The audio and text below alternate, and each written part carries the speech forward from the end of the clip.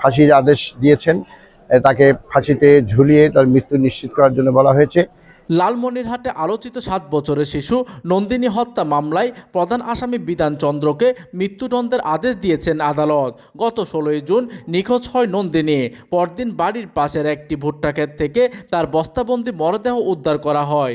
এই ঘটনায় এলাকায় ব্যাপক উত্তেজনা ছড়িয়ে পড়লে পুলিশের সাথে সংঘর্ষে আহত হন অন্তত 18 জন পুলিশ সদস্য। এইদিকে মাত্র 6 কার্যদিবসের মধ্যে বিচার কাজ শেষ করে জেলা ও দায়রা জজ হায়দার আলী এই রায় দেন।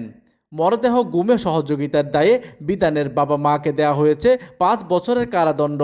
রায়ে সন্তোষ প্রকাশ করে দ্রুত মৃত্যুদণ্ড কার্যকরের দাবি জানিয়েছে নন্দিনীর পরিবার। আমার মেয়ের বিচার হয়েছে, বিচারে সন্তুষ্ট হয়েছি। কার্যক্রম করলো বা রায় হলো, রায়ে আমরা সন্তুষ্ট। আমরা দ্রুত এই কার্যকর দেখতে পাই। লালমনিরহাটের তথ্য ও পাঠানো চিত্রে ডেস্ক নিউজ, দিগন্তের বার্তা 24।